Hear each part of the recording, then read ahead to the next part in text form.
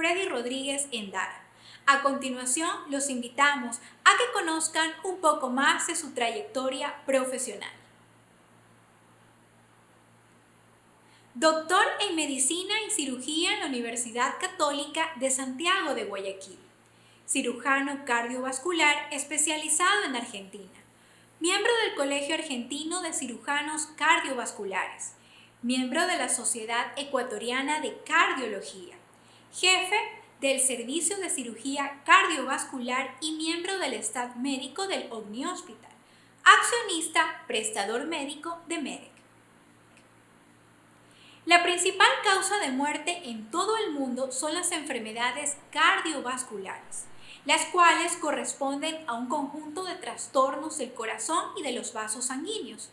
En ciertos casos es necesario que el paciente pueda realizarse una cirugía cardíaca para corregir problemas en el corazón, como una enfermedad arterial coronaria, valvopatías, insuficiencia cardíaca, entre otros. Para ello, les cuento que el doctor Freddy Rodríguez ya se encuentra preparado para contarnos lo que debe considerar un paciente en una cirugía cardíaca. Así que presten mucha atención a la intervención de nuestro especialista. Bienvenido, doctor Rodríguez. Muchas gracias, Cintia. Muchas gracias a todos los que nos acompañan para esta charla sobre cirugía cardíaca, lo que el paciente debe saber.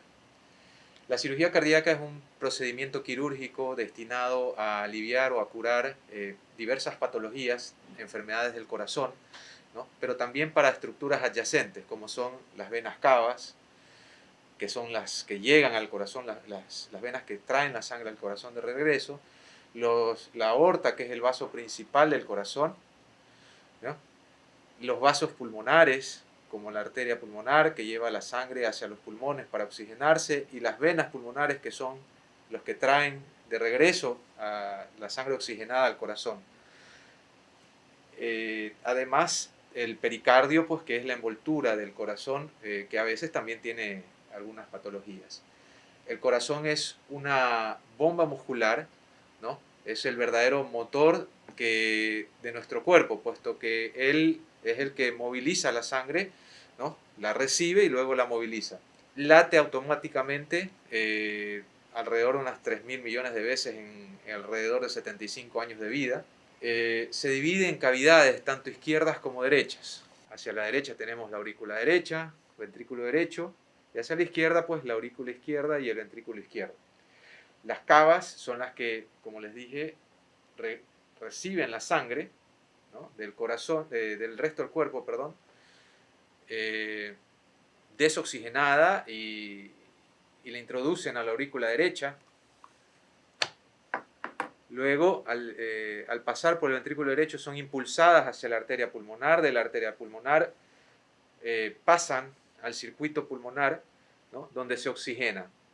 Una vez oxigenada la sangre, regresan por las venas pulmonares hacia la aurícula izquierda, y luego del ventrículo izquierdo es impulsada la sangre a través de la aorta, ¿no?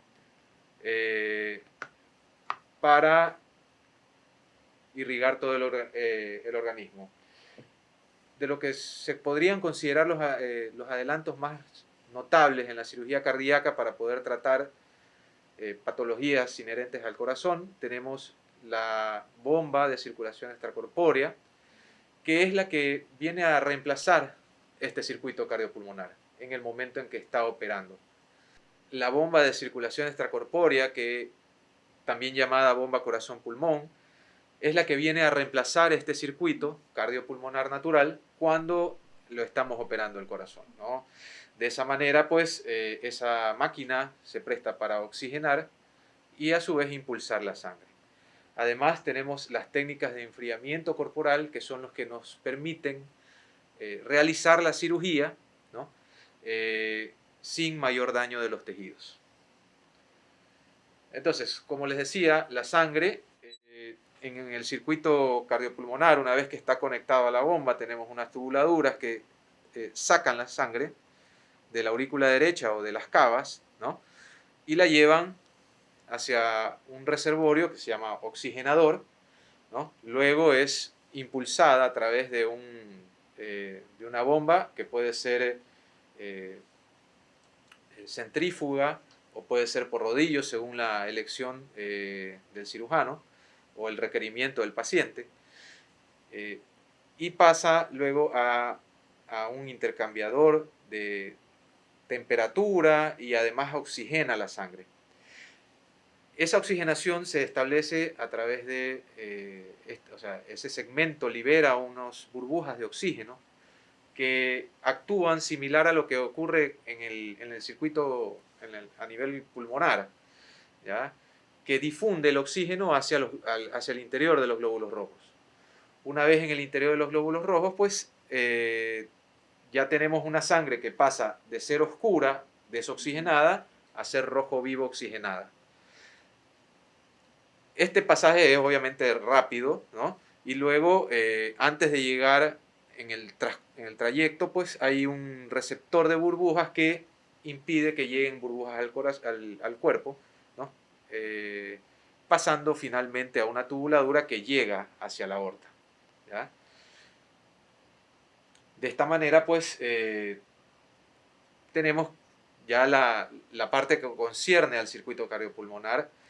Tenemos que ver también que hay cirugías en las cuales necesitamos que el corazón no se mueva. La mayoría de las cirugías tienen que ser con el corazón detenido, ¿no?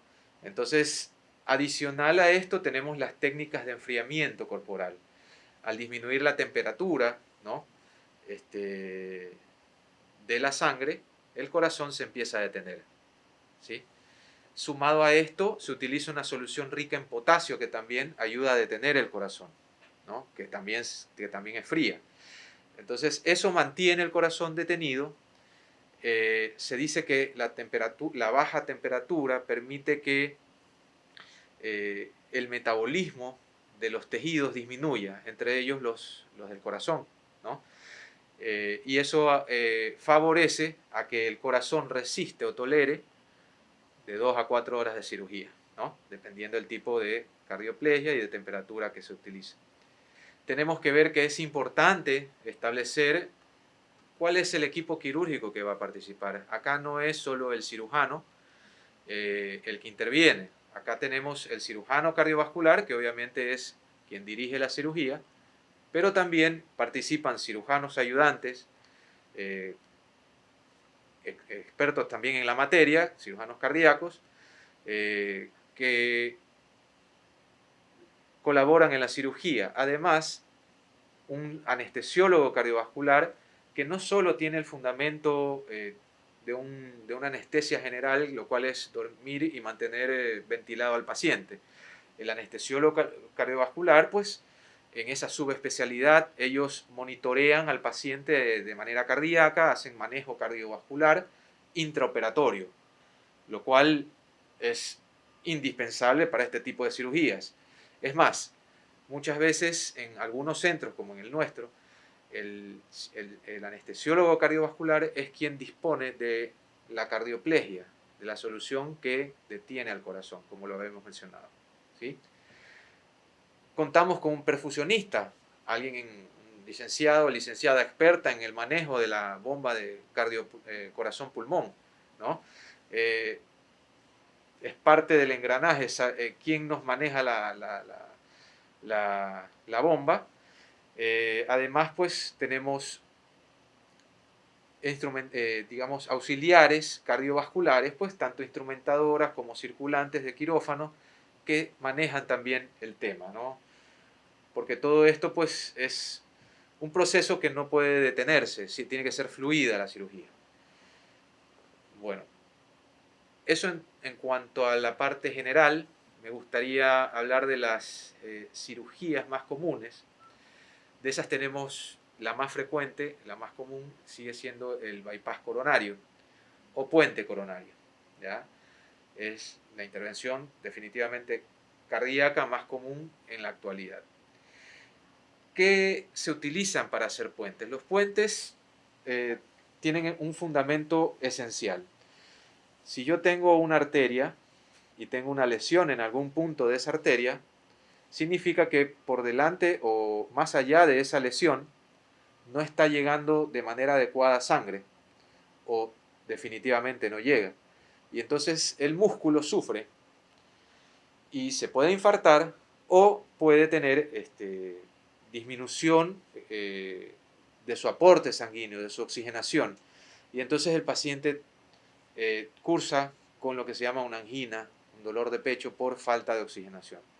Entonces, el fundamento de eso es, del puente o bypass coronario, es, si yo tengo supongamos que tengo una lesión aquí, es colocar un conducto natural del cuerpo, que puede ser una arteria o una vena, ¿ya?, por delante de esa obstrucción, es decir, pasar esa obstrucción. Ahora, ¿cuáles son los conductos que usualmente o más comúnmente se utilizan? El primero y primordial es el uso de una arteria que va por dentro del tórax, ¿no?, que se llama mamaria interna. A los costados del esternón, que es el hueso central, ¿no?, se encuentran las mamarias internas, izquierda y derecha. La mamaria interna izquierda tiene una posición ideal, porque el corazón, dicho sea de paso, está central y un poco hacia la izquierda.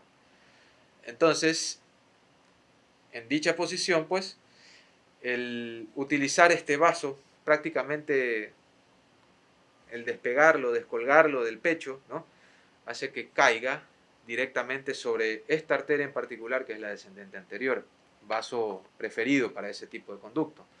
También podemos disponer de la mamaria derecha si es necesario. Existen también injertos o conductos que se utilizan como la arteria radial de los antebrazos y las venas safenas que están en los miembros inferiores, en las caras mediales o internas de los miembros inferiores, las safenas mayores, tan conocidas por el tema de las varices. ¿Ya?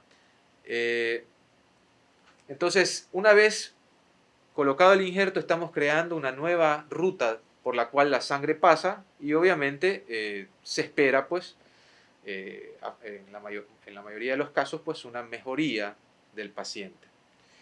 ¿Ya? Este procedimiento se puede hacer de dos maneras. Una, como lo habíamos dicho, tenemos el circuito cardiopulmonar en el cual se detiene el corazón, y la otra es con el corazón latiendo. ¿Ya? ¿Cómo se puede hacer con el corazón latiendo? Un poco difícil puede sonar. Existen estabilizadores coronarios, ¿no?, que permiten disminuir la movilidad del corazón, ¿no?, en ese segmento para poder realizar el procedimiento, o sea, el puente deseado, ¿sí?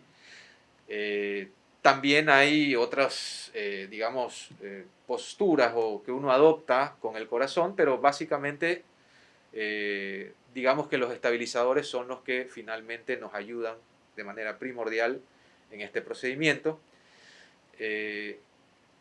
Un poquito influye bastante el tema de la formación para elegir uno y otro procedimiento.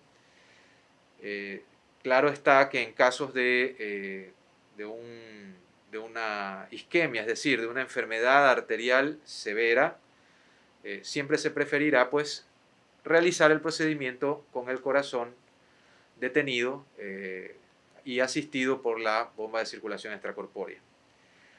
Luego continuamos con otra patología, bueno, un grupo de patologías que son los problemas valvulares. Los más frecuentes, las patologías más frecuentes se encuentran alrededor de las válvulas mitral, que se encuentra entre la aurícula izquierda y el ventrículo izquierdo, y la válvula aórtica, que se encuentra entre el ventrículo izquierdo y la arteria aorta, ¿sí? De estas, las válvulas son las que manejan el flujo unidireccional del corazón y en paralelo, o sea, las cavidades cardíacas están en paralelo y tienen un flujo unidireccional. Entonces, las válvulas funcionan como compuertas que permiten el paso de la sangre en sentido anterógrado y evitan el retorno de la sangre, ¿no?, hacia la cavidad que le precede. Eso es importante.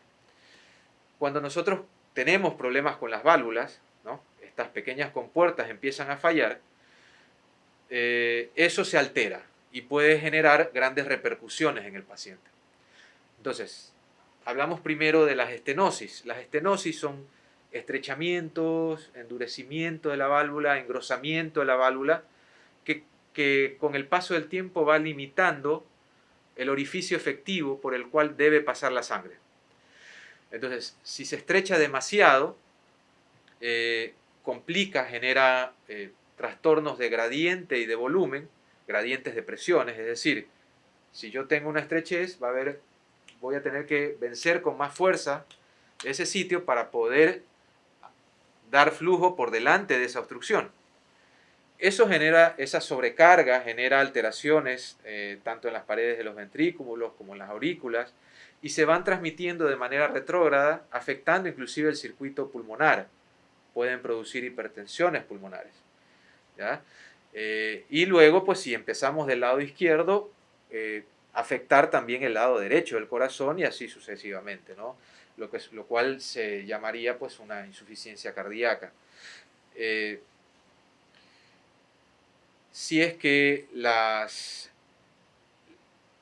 compuertas, al contrario, no se estrechan, sino que en vez de no cierran adecuadamente, ¿sí?, la sangre se regresa.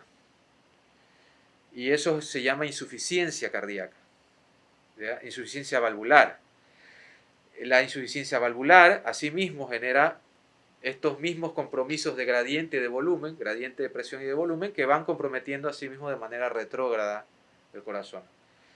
Decir que en un principio las cavidades ventriculares, por su componente muscular, tratan de compensar con mecanismos a través de la hipertrofia, ¿no?, como cuando ejercitamos los músculos del cuerpo, ¿no?, de manera exagerada, se hipertrofian, pero llegará un momento en que el corazón, ese músculo, ya no pueda más, y entonces empieza a distenderse.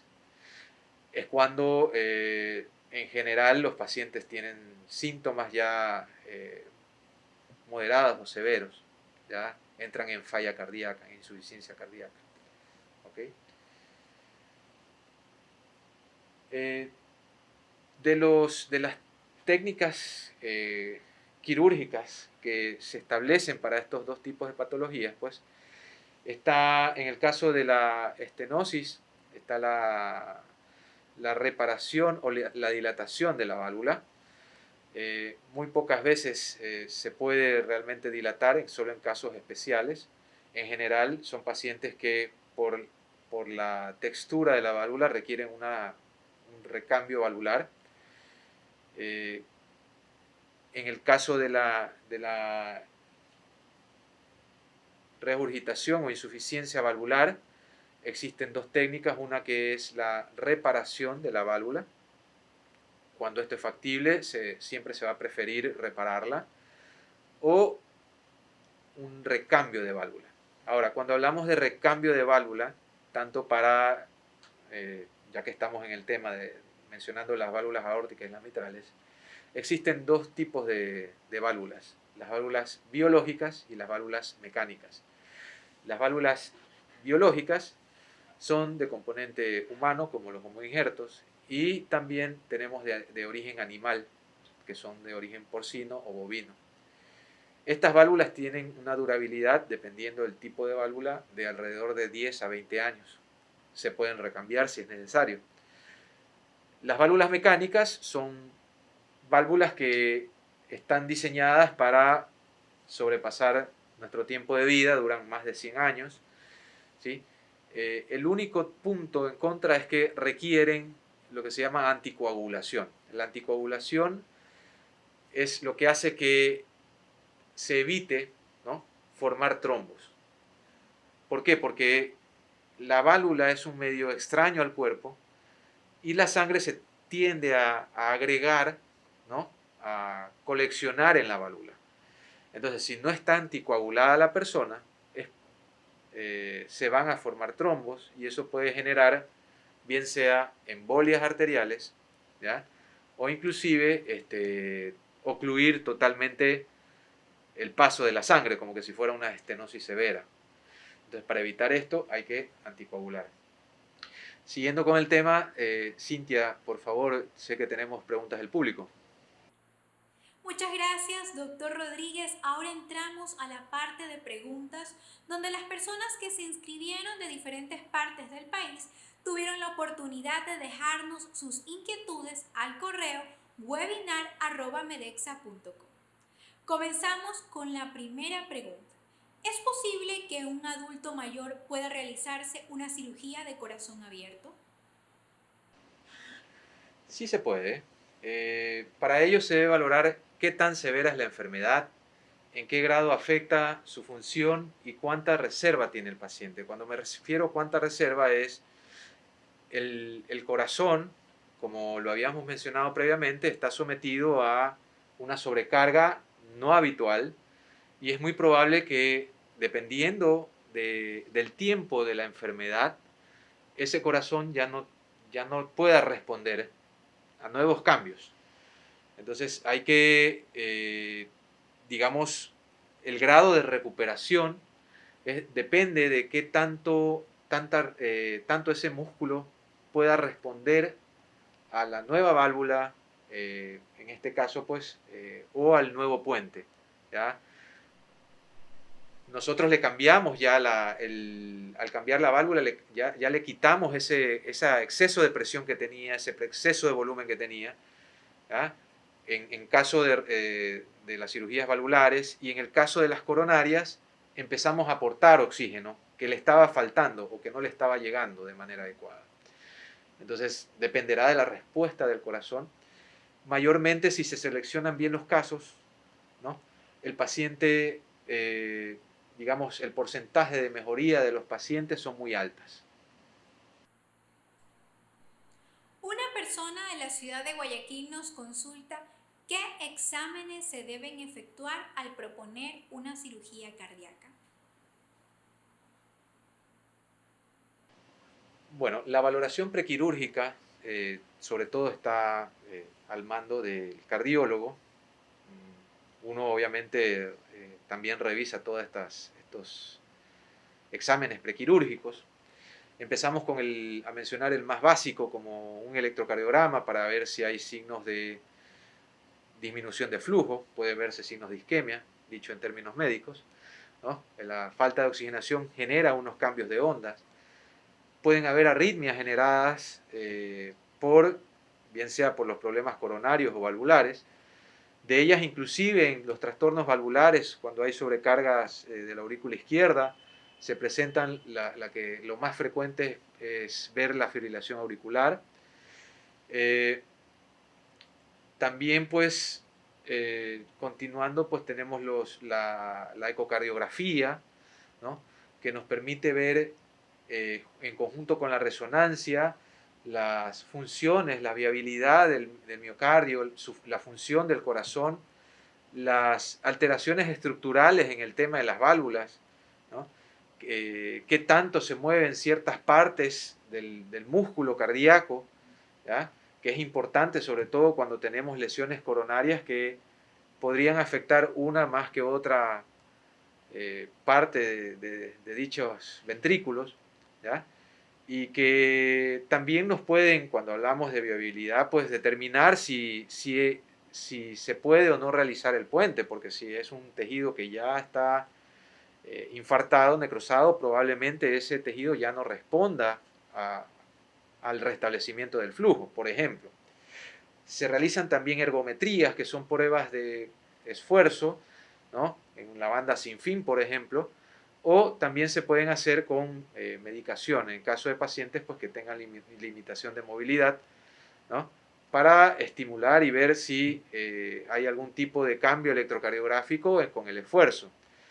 Se realizan estudios hemodinámicos, como son las coronariografías o las tomas de presión de las distintas cavidades, tanto arteriales como venosas, si es que realmente es necesario, ¿ya?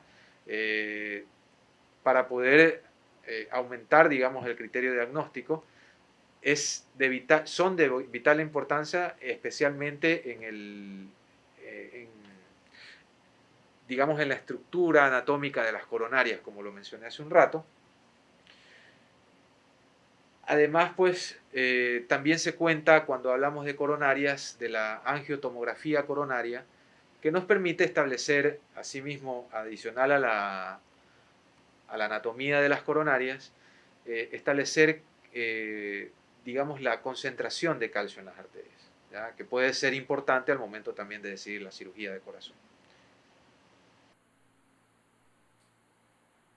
La siguiente inquietud es, ¿cuándo está indicado el cambio de válvulas cardíacas? Bueno, digamos, las válvulas, como lo mencioné en su momento, pues tienen, digamos, la propiedad de generar o permitir, ¿no?, que el flujo sea en una sola dirección. Y por ende las válvulas, según el ciclo cardíaco, tienen que abrirse y cerrarse de manera adecuada. Entonces, si nosotros tenemos que estas empiezan a fallar, ¿no?, y empiezan a generar sobrecarga, van a generar una serie de trastornos que se van a manifestar como síntomas que son propios de las patologías valvulares, ¿no? Por ejemplo, empezando con el dolor de pecho o fatiga. El dolor de pecho se genera sobre todo cuando el flujo de sangre no llega de manera adecuada a las coronarias. Por ejemplo, en una válvula aórtica muy estrecha, el flujo que va hacia la aorta disminuye de manera significativa, sobre todo en diástole, y eso puede desfavorecer al flujo coronario, sin necesidad de que haya patología coronaria, es decir, aún estando las coronarias sanas, va a disminuir su aporte de oxígeno y por ende puede haber dolor de pecho. La fatiga es una sensación de cansancio extremo, ¿no? Y se debe también a esa falta de aporte de flujo de sangre oxigenada al resto del cuerpo, ¿ya? Tenemos la falta de aire, la hinchazón de los miembros inferiores. Dijimos que cuando empiezan a fallar las válvulas, esas presiones y esos excedentes de volumen se van transmitiendo de manera retrógrada. Sobrecarga ventricular izquierda, sobrecarga de la aurícula izquierda, sobrecarga del circuito pulmonar, generando hipertensión pulmonar. Eso genera congestión a nivel pulmonar también, no solo la hipertensión, lo cual dificulta la oxigenación de la sangre. Entonces tenemos falta de aire. Si la sangre sigue corriendo, esta hipertensión se transmite a las cavidades derechas, que son cámaras de baja presión. Es fácil pensar de que en poco tiempo esto se va a manifestar con líquido excedente en el resto del cuerpo, que generalmente son las piernas, porque estamos de pie o sentados, ¿ya? Entonces puede haber hinchazón de las piernas, ¿ya?, de los miembros inferiores. Estas sobrecargas pues también pueden someter al paciente a trastornos eléctricos del corazón que pueden manifestarse como arritmia, por mencionar algunos de los síntomas. Luego pues tenemos que las molestias deben de correlacionarse con signos, ¿no?, clínicos que son detectados en la consulta en cardiología, como son los soplos, ¿no? Un trastorno de una válvula va a generar un cambio en los sonidos habituales del corazón, en los ruidos cardíacos, que se llaman soplos, ¿no?, por defecto del cierre de válvula o por una válvula estrecha. También van a generar, si están los pulmones congestionados, también van a generar alteraciones de los ruidos pulmonares. Entonces van a haber inclusive ruidos pulmonares agregados, ¿no?, propios de la presencia de líquido en los pulmones, ¿sí? Esto en conjunto, como lo mencioné, debe ser valorado con cardiología y de esa manera establecer el grado de severidad de la enfermedad, ¿no? Según lo que encontremos también en los exámenes complementarios antes mencionados, sumado a la clínica, se decide el momento oportuno para operar. Tenemos otra consulta. ¿Cuál es el pronóstico de vida en un paciente que se realiza el reemplazo de válvula mitral? Bueno, como toda enfermedad cardíaca, pues depende de muchos factores, ¿no? Y sobre todo una válvula mitral tenemos que tener en cuenta factores como la edad, enfermedades coexistentes, ¿ya? Por ejemplo, para pensar en, hablábamos de la tercera edad, pensar en operar un paciente de 80 años, tiene que tener la menor, digamos, la menor relación con enfermedades coexistentes, ¿no? Que podrían afectar, por decirle, una función pulmonar disminuida, me explico, una reserva cardíaca adecuada, ¿ya? ¿Por qué? Porque ese paciente ya por su edad ya tiene algún índice de fragilidad, ¿ya? Ya que lo menciono, el índice de fragilidad es muy importante para todos los pacientes. Es decir, puedo yo ser joven, pero lamentablemente me descuidé y estoy llegando a la valoración con el cardiólogo, con el cirujano cardíaco, en condiciones en las cuales ya mi calidad de vida se ha deteriorado demasiado. Entonces, sí, es probable que alguien que sea muy joven no sea candidato para una cirugía. Entonces, el pronóstico de vida va en relación a cómo el paciente llega a la consulta previo a la cirugía, ¿ya? Se establece que en pacientes candidatos para cirugía, según lo que se ha encontrado, hablando del tratamiento de la válvula mitral, al año el pronóstico alcanza un 80-90% y a los 5 años alcanza un 60-75%, siendo mejor cuando es posible la reparación de la válvula por sobre el recambio valvular, ¿no? Se estima que en promedio la sobrevida media de estos pacientes está alrededor de los 7 años. Ahora tenemos la siguiente interrogante. ¿Cuáles son las complicaciones más frecuentes que se pueden presentar? De las complicaciones más frecuentes tenemos los sangrados. ¿Sí? Ese es lo que siempre, digamos, se trabaja dentro del quirófano para tratar de evitar este tipo de problemas. ¿Por qué? Porque un sangrado, si es masivo, puede condicionar a la necesidad de una reoperación inmediata. Son las causas más frecuentes. Afortunadamente, las complicaciones surgen en un bajo porcentaje. Insisto, la más frecuente son las hemorragias, pero también pueden haber arritmias que pueden desmejorar en un postoperatorio. ¿Ya? Muchas de ellas revierten de forma espontánea o inclusive a través de medicación. Y otra de las complicaciones comunes son las infecciones. Por eso es que se toman muchos recaudos, no solo en el acto quirúrgico, sino en el postquirúrgico, ¿no? A continuación nos preguntan, ¿cuál es el riesgo-beneficio de la cirugía cardíaca?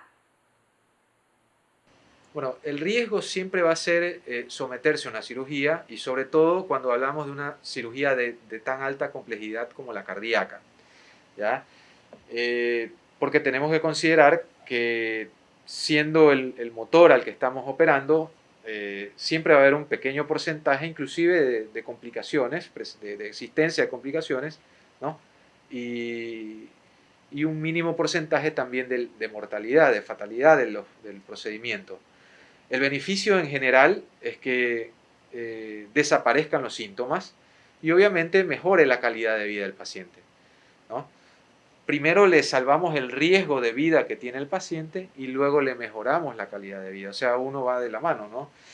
De tal forma que pueda reintegrarse en la medida de lo posible a sus actividades laborales o físicas cotidianas. Y finalmente nos consultan que mencione cuáles son los cuidados que debe tener el paciente cuando llega a su domicilio luego de la cirugía.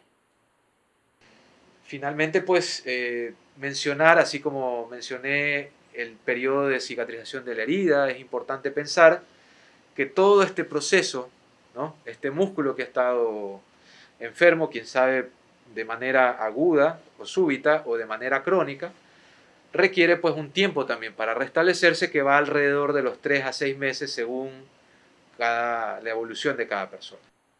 Agradecemos a todas las personas que nos dejaron sus inquietudes y y también a nuestro accionista, el doctor Freddy Rodríguez Endara, cirujano cardiovascular, quien ha tenido una participación destacada, dándonos recomendaciones médicas valiosas sobre la cirugía cardíaca.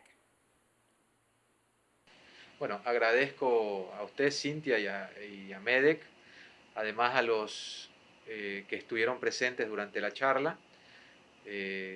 No sin antes, pues, indicarles dónde me pueden ubicar. Yo me encuentro en el Omni Hospital, en la Torre Médica 1, consultorio 604, piso 6. ¿No? El número de contacto es el 604-3331 o al celular el 0997 26 56 55. Muchas gracias. Muchas gracias, doctor Rodríguez, y a todas las personas que nos acompañaron en nuestra transmisión por Facebook Live. Queremos recordarles que este espacio se da gracias a la compañía MED, un plan médico que respalda a las personas en momentos en que nuestra salud está en riesgo. Además, les recomendamos a nuestros afiliados de la ciudad de Guayaquil que desde la comodidad de su hogar pueden realizar su reembolso en 48 horas vía transferencia hasta $150. Solicita este servicio de retiro fácil sin costo escribiéndonos al mensaje de WhatsApp al 09915 90 058. También a nuestros teléfonos 043-711-400 o por el correo electrónico retirofacil@medexa.com. Envíanos todos tus documentos para realizar el reembolso con nuestros motorizados y recuerda que MEDEC quiere hacer más fácil tus trámites. Por eso, quédate en casa para evitar contagios por COVID. Con esta información nos despedimos de este webinar. No olviden dejarnos sus temas de salud de interés. Nos vemos hasta la próxima.